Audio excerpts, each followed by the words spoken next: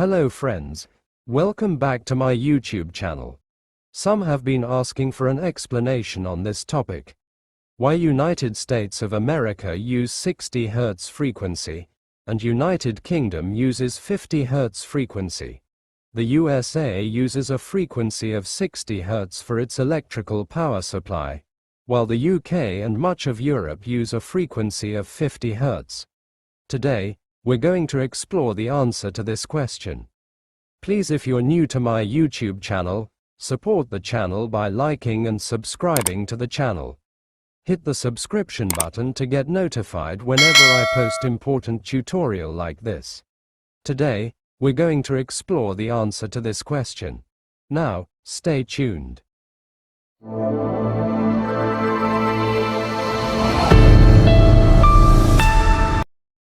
Welcome back. Here's a detailed explanation of why these differences exist.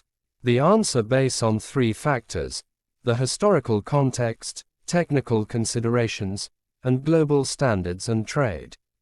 First, the historical context.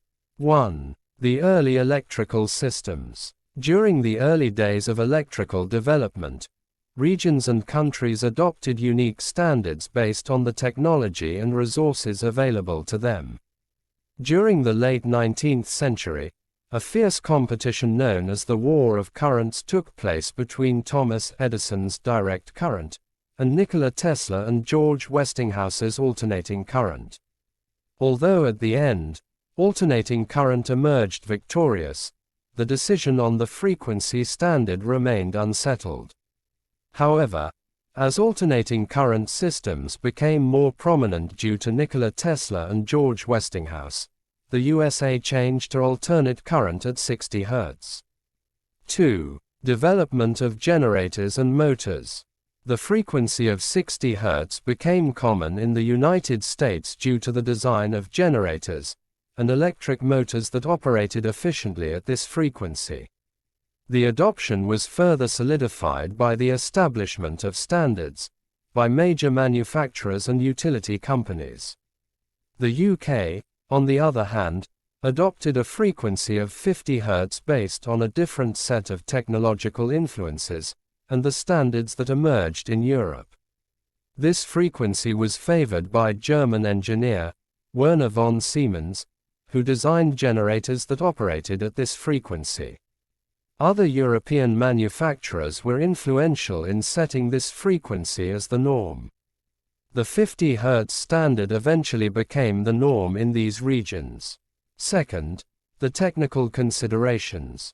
1. Efficiency and power delivery. The choice between 50 Hz and 60 Hz affects equipment size and efficiency.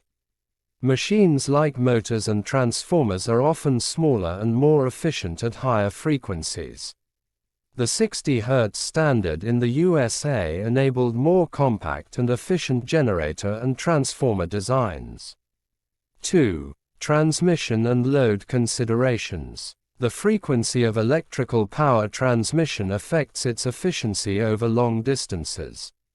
A 60 Hz frequency enables longer transmission lines, and it is particularly suitable for certain U.S. industrial applications that depend on inductive loads. However, UK and other countries adopted 50 Hz systems, which met the needs of the developing industries and applications, resulting in a lasting commitment to this frequency. Lastly, the global standards and trade. 1. Different standards. As the standards were set in each region, the electrical infrastructure gradually solidified around those standards. Over time, both the US and the UK along with other countries developed extensive electrical grids that are based on their respective frequencies. Changing from one frequency to another would require massive investments in new generators, motors, and transformers, as well as changes in the grid infrastructures. This makes such shifts unfeasible. 2. Global influence.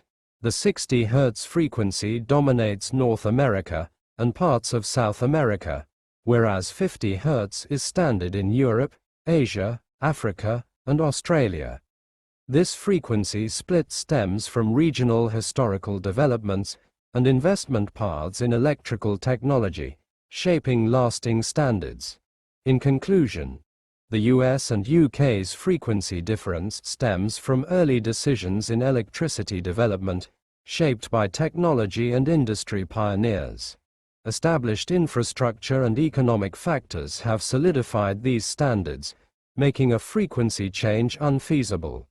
In my next video, we will explore the implications and comparisons between these frequencies. If you found this content valuable, support the channel by subscribing to the channel.